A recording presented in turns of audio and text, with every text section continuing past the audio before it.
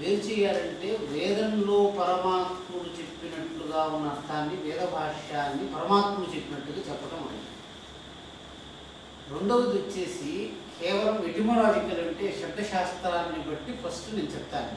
అంటే శబ్దశాస్త్రం బట్టి సరిపోతుంది, కానీ వేదార్థం చెప్పేటప్పుడు మాత్రం పరమాత్ముడు ఎందుకు చెప్పాడు పూర్వవాక్యం ఉపసంహార వాక్యాన్ని చూసి చెప్పాలి. ఇప్పుడు దీనికి ఏమిటంటే నేను చెప్పినట్టే ద్యువిహి అని అంటే దేవతలు, కాంతి, ద్యులోకము, స్వర్గము ఇవన్నీ అర్థాలు ఉన్నాయి. హిత అంటే మేలు అర్థం. జరిమాసు అంటే వృద్ధాప్యములో ఉన్నటువంటి మనము. నహ అంటే మనము అంటే కాంతులకు హితము కూర్చువారితో నా అంటే ద్విహి అంటే ఇంకొక అర్థం ఏంటంటే ఇంద్రియములు అని అర్థం. ఇంద్రియములకు మేలు చేకూర్చు వారు వృద్ధాప్యములో మాతో ఉందురుగాక అని ఈ వాక్యాన్ని అన్నారు. మీకు అర్థమైందంటే అంటే ద్విహి హిత అంటే ఇంద్రియములకు మేలు చేకూర్చు వారు, జరిమాసు వృద్ధాప్యమునందు నహ మాతో అస్తు ఉందురుగాక. ఇది ఎటిమాలజికల్ సెన్స్. కానీ ఈ వాక్యానికి ఇట్లా చెప్పకూడదు, వేదార్థం కాబట్టి వేద భాష్యంలో భాష్యం పూర్వ ఉపక్రమోపసంహారాలంతా విచారణ చేసి ఉపక్రమోపసంహారం చేసుకుని చెప్పాలి.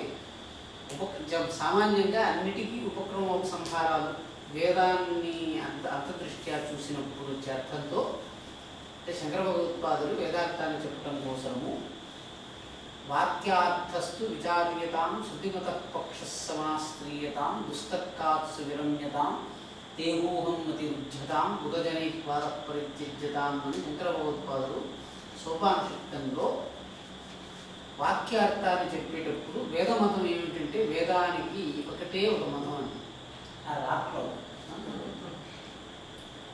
సర్వే వేదాః యత్పదం ఆమనంతి ఋషీంశ్చ సర్వాన్ యద్వదంతి బ్రహ్మచర్యం యదిచ్చంతో చరంతి తత్సర్వం సంగ్రహేణ బ్రవీమి ఓమిత్యేతత్. వేదానికి అర్థం ఏమిటి భగవంతుడి దృష్టిలో? మొత్తం వేదం చదివేటప్పుడు వేదైశ్చ సర్వైరహమేవ వేద్య వేదాంత కృద్వేద విదేహ చాహం. భగవంతుడు వేదమంతా చదివితే మనకేం తెలియాలి అంటే వేదైశ్చ సర్వైహి అన్ని వేదముల చేత అహమేవ వేద్య తెలియబడవలసిన వాడిని నేనే. వేదాంత కృత్ అంటే వేదాంతములు చేయువాడు, వేద విదేహ చ అహం గీతాశాస్త్ర వాక్యం. దాని దృష్ట్యా పెట్టుకుని అంటే వేదాంతంలో మొత్తం పరమాత్మ స్వరూపమే కాబట్టి మామూలుగా కాంతి ఇంద్రియములు అని రెండు అర్థాలు తీసుకుంటే ఇంద్రియములకు వేరు చేయువారు వృద్ధాప్యమునందు మాతో ఉందురుగాక అని చెప్తారు. అండి మీకు అర్థమైందంటే జరిమాసు అంటే జరిమా అంటే వృద్ధాప్యం, జర అంటే వృద్ధాప్యం, జరిమాసు అంటే వృద్ధాప్యమునందు అని అర్థం ఉండొచ్చు. ఇటు మాత్రం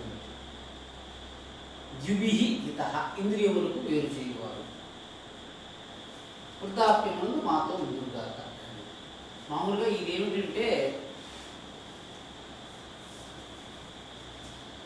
ఋగ్వేదానికి శాంతి పాఠంలో కూడా ఆప్యాయంతు మమాంగాని వాక్ప్రాణశ్చక్షుస్తోత్రాని బలమింద్రియాని చ అంటే మన ప్రార్థన కూడా ఏమిటంటే మన శరీరంలో ఇంద్రియాలు మనం వేరు చేయాలి. వేరు చేయాలంటే లోకంలో జడ పదార్థం ఎవరినన్నా ద్వేషిస్తుందండి? లోకంలో జడ పదార్థాలంటే ఉప్పుకు నా మీద కోపం, చక్కెరకు నా మీద ప్రీతి అని మనం చెప్పలేం కదా.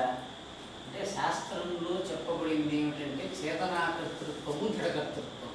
కానీ ఇప్పుడు ఉప్పు తింటే నాకు కష్టం వస్తుంది అని మనం చెప్తున్నాం కదా. అంటే వృద్ధాప్యమునందు ఇంద్రియములు మనకెందుకు కష్టంగా ప్రవర్తిస్తాయి? వాస్తవంగా వృద్ధాప్యము అంటే ఏంటి? వృద్ధాప్యం అంటే శరీరము వృద్ధి కలిగటం వల్ల. భగవంతుడు ఎట్లుంటాడంటే మామూలుగా సూక్ష్మ శరీరంలో గర్భస్థ శిశువు మాతృగర్భంలో ఉండి పుట్టిన తర్వాత ఎంత సూక్ష్మంగా ఉన్నాడో అంత సూక్ష్మంగా వాడు వచ్చాడు.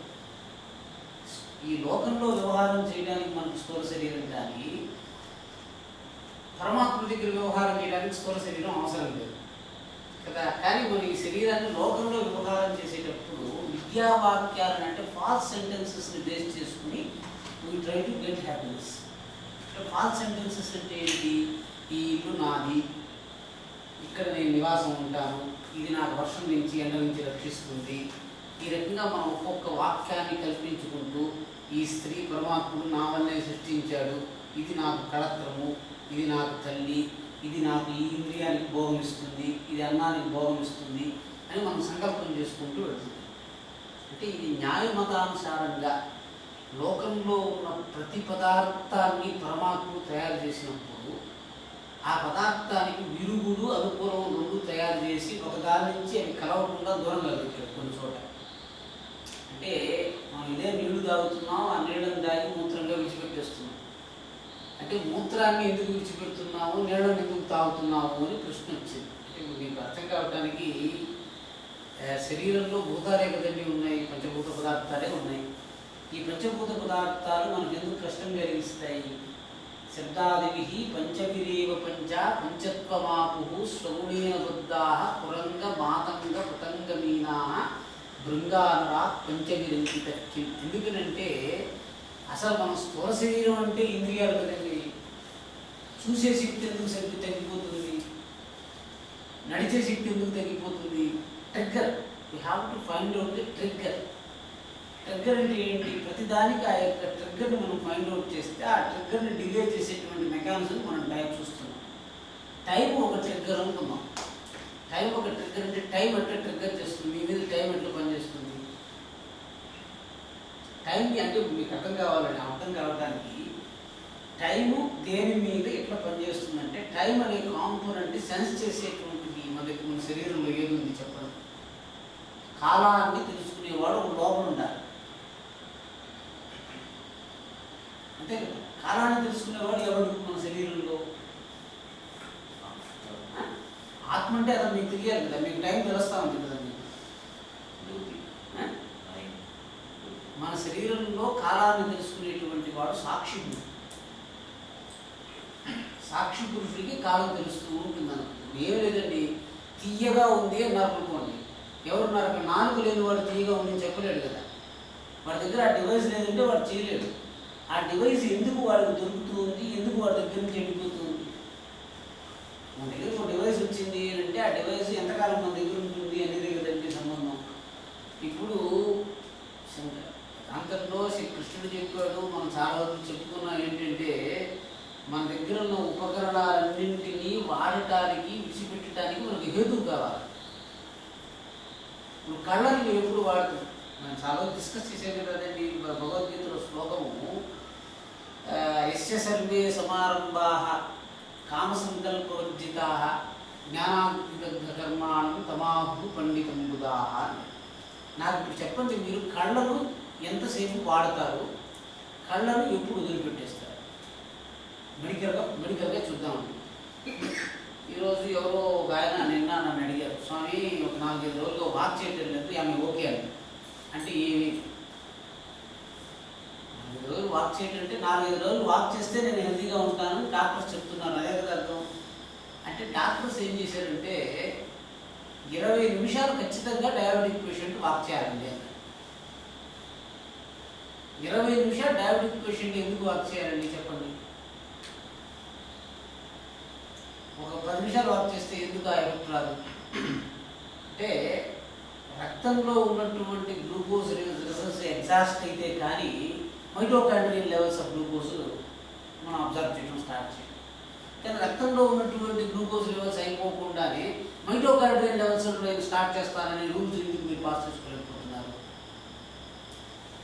It is involuntary happening. మన శరీరంలో ఇక్కడ శక్తి ఉంది, అక్కడ శక్తి ఉంది. మన ఇంట్లో వంటగదిలో ఒక చక్కెర డబ్బా పెట్టున్నారు, బెడ్రూమ్లో ఒక డబ్బా పెట్టున్నారు, కాఫీలో చక్కెర వేయాలి. నేను వంటగదిలో ఉన్న చక్కెరనే వేసేసి వండేస్తాను, బెడ్రూమ్లో ఉండేటువంటి చక్కెర తెచ్చి వండము అని చెప్తున్నాం. అదేంటి దోషం? మన శరీరంలో మైటోకాండ్రియల్ లెవెల్స్లో ఉన్నటువంటి ఏటీపీస్ని మనం వాడి మనం ఎనర్జీని బర్న్ చేస్తాము అని అనుకుంటే ఆ దోషం ఉండదు. ఇప్పుడు మీకు ఎందుకు చెప్పానంటే మామూలుగా జన్మాంతర జ్ఞానం మీరు అడిగిన దానికి వృద్ధాప్యం వచ్చింది అని చెప్తే ఇంద్రియాలకి ఏమిటండి వృద్ధాప్యం? ముసలోడి కళ్ళు, యువకుడి కళ్ళు ఉండవండి వేదంలో.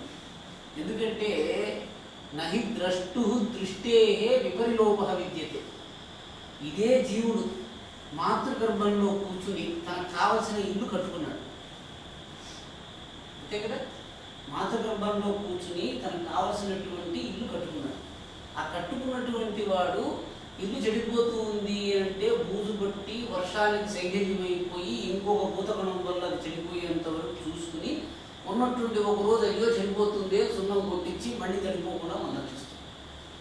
అంటే పరమాత్ముడు ఈ శరీరాన్ని నిర్మాణం చేసేటప్పుడు ఒకదానికి ఒకటి విరోధం కానటువంటి పదార్థాలను తీసుకుని నిర్మాణం చేశాడు. కానీ మనం ఏం చేస్తున్నామనంటే మనకు కలిగినటువంటి తొందరపాటుతనం వల్ల ఈ మొబైల్ పెట్టుకుని బాత్రూమ్కి వెళ్ళి బాత్రూంలో వేసే స్నానం చేసేస్తాం. మొబైల్ బాత్రూమ్కి ఎందుకు వెళ్ళింది? అది ఉండవలసిన చోట ఉండొచ్చు కదా. దాన్ని పట్టుకుని బాత్రూంలోకి వెళ్ళాడు, అది స్నానంలో పడిపోయింది. అంటే ఏ పదార్థం ఎక్కడికి వెళ్ళాలి ఎక్కడికి వెళ్ళకూడదు అనే జ్ఞానం లేకుండా తొందరగా ఎందుకు వచ్చింది? అదే చెప్తున్నాను, మీకు అర్థమయ్యే పాయింట్ వస్తుంది. అసలు నేత్రానికి వృద్ధాప్యం ఎందుకు వచ్చింది అంటే కంటికి ఉన్నటువంటి ఆ యొక్క ఐబాల్లో ఏదైతే ఉందో దాంట్లో శరీరంలో ఉన్నటువంటి పదార్థం ఏది వెళ్ళడానికి అవకాశం లేదండి. అది క్లోజ్డ్ బ్లాక్. దాంట్లో ఒక విట్రియస్ ఉంటుంది. ఇంకా రహస్యం ఏమిటంటే మన శరీరంలో ఇన్సులిన్ మీద ఆధారపడకుండా ఎనర్జీని వాడుతుందని అంటే ఐలో ఒక సెల్. గ్లూకోజ్ని కన్వర్ట్ చేసుకోవడానికి it does not depend on the insulin as long as eyes are concern. But still eyes are getting affected. అంటే ఎందుకు చెప్తున్నానంటే ఇంద్రియాలు ఎందుకు వృద్ధాప్యం వల్ల నశించిపోతాయి? మీరు ఆ ప్రార్థన చేస్తున్నారు, కానీ సంకల్పానికి కావలసిన క్రియ తెలియకపోతే ఆయన ప్రార్థన తెచ్చారండి. అంటే వేదవాక్యం అది వేదవాక్యం కాబట్టి నేను స్వతంత్రించి చెప్పలేదు. అంటే ఏం చెప్పాడంటే జివిహి హిత అంటే కాంతులకు లేకపోతే ఇంద్రియములకు వేరు చేయువాడు. జరిమాసు నహాసు అంటే జరిమాసు అంటే నాకు వృద్ధాప్యమునందు మాకు వృద్ధాప్యమునందు మా ఇంద్రియములు మాతో ఉండుగాక అని ఒక ఇంద్రియములకు వేరు చేయువాడు మాతో ఉండుగాక. అంటే ఇప్పుడు మనం ఏంటి ఆ మాట చెప్తూ ఉంటే మనకు వచ్చేస్తుందా? బాగా ఇప్పుడు మీకు బాగా అర్థం కావాలి. నా మనసులో చాలా ఉన్నాయన్నారు కదా, మీ మనసులో ఉన్నవి 4 వాక్యాలు చెప్పండి, ఇంద్రియాలు అట్టు చేరిపోతాయని నేను చెప్పేస్తాను. ఎవరు చెప్పినా పర్వాలేదు. మన మనసులో కొన్ని వాక్యాలు ఉన్నాయి, ఆ వాక్యాలు మన ఇంద్రియాలని అట్టు చేరిపిస్తాయి. మీకు అర్థమైంది కదండి. మనస్సు తేజోపడ్డ పదార్థం అండి.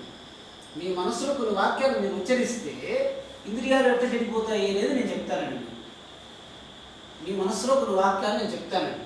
నాకు అది చూడాలనుంది, అక్కడికి వెళ్ళాలనుంది, దీన్ని చెయ్యాలనుంది, దాన్ని తినాలనుంది. ఏముంది? ఎవరైనా మృదువుగా స్పృశించి హిమాలయాల్లో చల్లని గాలి వస్తే బాగుండు, వేడిగా ఉంది. ఇవి కాకపోతే ప్రపంచంలో దొరికే సామగ్రి మీకు ఇంకేమన్నా ఉందా చెప్పండి. ఇంద్రియములు తీసుకుని వచ్చే సామగ్రిలో నేత్రములు తీసుకువచ్చేటువంటి సామగ్రి ఏంటి? ప్రకాశము, తీరము, దాంట్లో ఆకారములు, అంతే కదండి, వర్ణము. ఇవి కాకుండా నేత్రం ఏమైనా తెస్తుందా?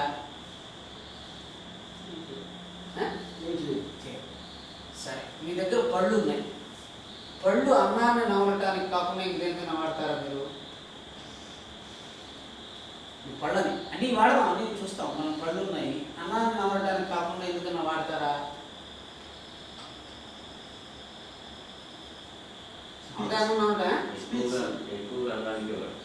కానీ దీంట్లో మనకు తెలియని విషయం ఉంటుందండి. మన కోపం వచ్చినప్పుడు పటపటా కొరకటానికి వాడతాం.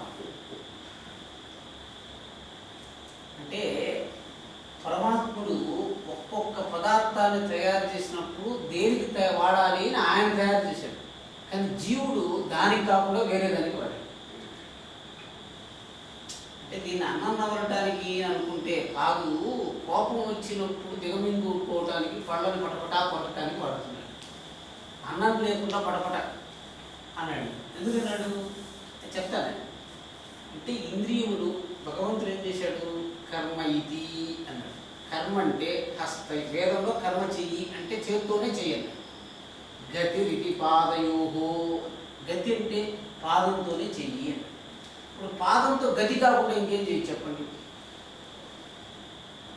మనం చేస్తున్నాం, గతి కాకుండా పాదంతో చేసే పని ఒకటి ఉంది. సుధా ఏమిటి? ఎవరన్నా కనిపిస్తే తనడం,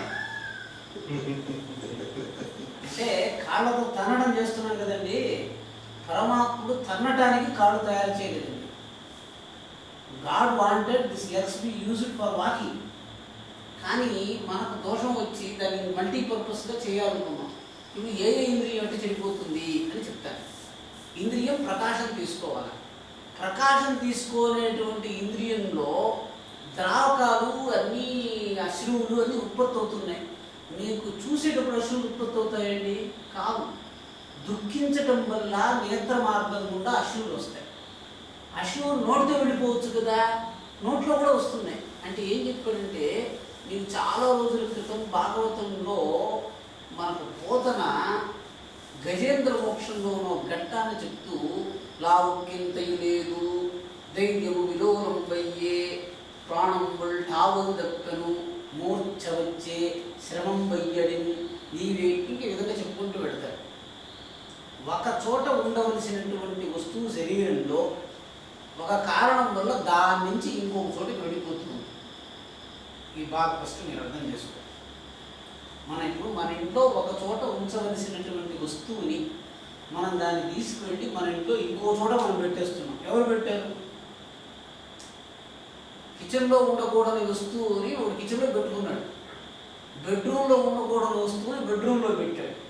నువ్వే డివైడ్ చేసావు అన్నింటిని చేసి పెట్టి, దానికి వద్దనుకున్నది అక్కడ వచ్చిందంటే ఏమి? ఇప్పుడు కామర్లు వచ్చాయి అని అనుకోండి.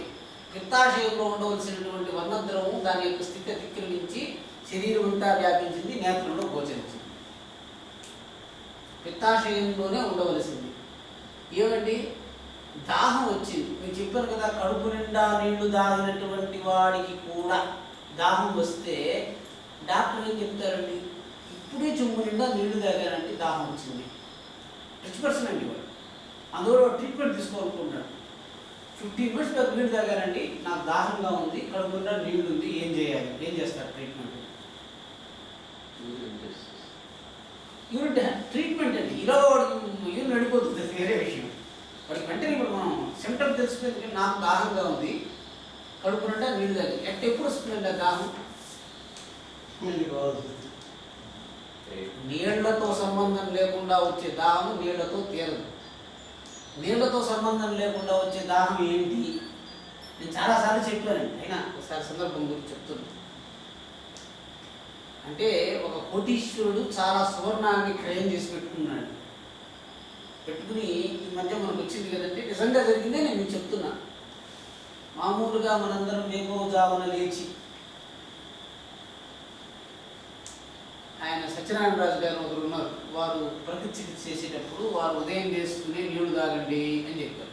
కడుపు నిండా నీళ్లు తాగండి, భారాన్నంతా పెరుగుల మీద పెట్టండి, మనం శుద్ధి అయిపోతుందని అని చెప్పారు. అంటే ప్రాబ్లమ్స్ ఉన్నాయి, అది వదిలిపెట్టి నీళ్లు తాగిన తర్వాత ఏకోజాము 4 గంటలకు లేచాడు. 30 ఇప్పుడు ఆయన చేసిన కర్మలు నేను మీకు చెప్తున్నా, ఇంద్రియాలు ఎట్లా చెడిపోతాయని చెప్తున్నాను. 30 కోట్ల రూపాయలు బంగారం కొనుక్కున్నాడు. కొనుక్కునేటప్పుడు ఆయన ఏమనుకున్నాడంటే, అయ్యా 30 కోట్ల రూపాయలు బంగారం కొన్నాను, దీని ధర పెరగాలి. రెండోది, దీని ధర తగ్గకూడదు దీనికన్నా. మూడోది, పెరిగితే నాకు చాలా సంతోషము, పెరగకపోతే నాకు ప్రాణం పోతుంది. 6 వాక్యాలు. ఈ వాక్యాలు మనసులో చేర్చాడు ఆయన. మనసులో పెరిగిపోయింది కదా, బంగారం కొన్నాడు, ధర పెరగాలనుకున్నాడు, తగ్గకూడదు అనుకున్నాడు, పెరిగితే సంతోషం అనుకున్నాడు, తగ్గితే ప్రాణం పోతుంది అని అనుకున్నాడు. సరే, ఈ వాక్యాన్ని అనుకున్నాడు. 4 గంటలకు నిద్ర లేచాడు. ఒక 5-6 నెలల తర్వాత చెంబులో నీళ్లు తాగాడు, కడుపు నిండా ఉంది. ఏదో ఉన్నట్టుండి ఆయన మనసులో ఒక భావం ఉదయించింది. TV on చేసుకోవాలనుకున్నాడు. కడుపు నిండా నీళ్ళు దాకా ప్రార్థన చేస్తున్నాడు. In order to bring the motility, మండుగా కృతం చేస్తున్నాడు. సరే, ఉన్నట్టు టీవీ ఆన్ చేస్తే అదేదో బులియన్ న్యూస్లో బంగారం ధర తగ్గిపోయింది, గ్రాముకి ఇంత పడిపోయిందని. సరే, గ్రాముకి ఇంత బంగారం ధర పడిపోయిందంటూనే దాన్ని విన్నాడు. ఏం జరిగిందో తెలియదు. గుండె దడ దడ దడ దడ దడ కొట్టుకుంటుంది.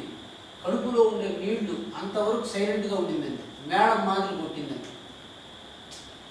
కడుపులో ఉండే నీళ్ళు ఎట్ట కొడుతూ ఉంటుంది అంటే, మనకు డ్రమ్లో వాటర్ పోసి ఇట్లా కదిలిస్తే ఇట్లా ఢామ్ ఢామ్ ఢామ్ అని కొడుతూ ఉంటుంది. అంతవరకు ప్రశాంతంగా ఉన్నది. Sometimes you get this feeling.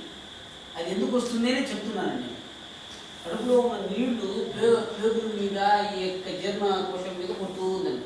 టప టప టప టప సౌండ్ వాడికి వినిపిస్తుంది. ఇది మీకు అర్థం కావచ్చు.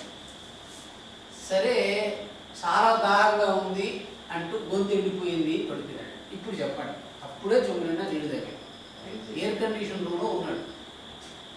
ఏంటండి వారేం చెప్పారు? యాంగ్జైటీ అని మాట చెప్పారు. అంటే మాట కరెక్ట్. అంటే కేవలము భావము. అంతకు పూర్వము ఒక్క చెంబు నీళ్లు తాగితే నాకు నీళ్లు లేదు అని అనుకునేటట్టు చేసి, నా శరీరంలో ఉన్న నీళ్లు చాలదు, కడుపు నిండా నీళ్లు ఉన్నవాడు నీళ్లు తాగలేడు, తాగినా పట్టుకోవటం లేదు, పెదవులు నిండిపోతున్నాయి. ఇంతే కదండి. మీకు అర్థమైంది నా మాట? అర్థమైంది కదా. ఇప్పుడు దుఃఖం, మీకు ఎందుకు ఈ కష్టం వచ్చింది? దీంతో పాటు ఒక పాయింట్. ఆయన భార్య కూడా పక్కన పడుకుని అక్కడ ఉంది. ఆయన లేచి ఏం రైట్ చేస్తున్నట్టే ఆమె కూడా ఆ వార్త ఉంది. ఆమె ప్రశాంతంగా ఉంది. ఏంటండి ఎట్లు ఉన్నారు అనేది, నాకు గుండె నొప్పిగా ఉంది, హాస్పిటల్కి పట్టుకోకుండా అన్నారు, ఎక్కడో తీసుకున్నారు, వచ్చేసి. నేను ఆయన అడిగాడు, ఏం సార్ నాకు గ్రహాలు బాగలేదంటే, నువ్వే ఒక పెద్ద గ్రహాన్ని పట్టుకున్నావు, బంగారం కొనవచ్చు, పెరగాలం పోవచ్చు, పెరగకపోతే గుండె నొప్పి వస్తుంది, నువ్వు జపం చేసావు. ఇప్పుడు ఈ విషయంగా మీకు అర్థం కావటానికి, అంటే కర్మఫలం అంటాం కదా మనం. కర్మఫలం అంటే మీకు తెలియాలండి. నేను మాట్లాడిన మాట ఇప్పుడు చెప్పండి. ఏదైనా పైన కూర్చుంటారా? నేను ఏదైనా ఒక మాట చెప్పానండి. ఈ లోకంలో ఉన్న కర్మలేవి? మాట్లాడటము, చేతులు ఆడించటము, కాళ్ళు కదిలించటము. దీనికి మించి మీకు ఇంకేమైనా కర్మలు తెలిస్తే చెప్పండి. అసలు కర్మఫలం అనేది వాళ్ళు మామూలుగా బిఏ చదివితే వీడికి ఉద్యోగం వస్తుంది, ఇంత వేతనం వస్తుంది, లోకంలో చనిపోయింది. మీరు ఒక డిక్షనరీ తీసుకొని అన్ని క్రియలు రాసుకుని ఈ క్రియ చేస్తే ఈ ఫలం వస్తుందని చెప్పండి నాకు. మీకు అర్థమైందండి? ఈ క్రియ చేస్తే ఈ ఫలం వస్తుందంటే మాట్లాడటమే కదా నేను చేస్తున్నాను. నేను మాట్లాడటమే చేస్తే మాట్లాడేవాడికి ఈ ఫలం ఎట్టొస్తుంది?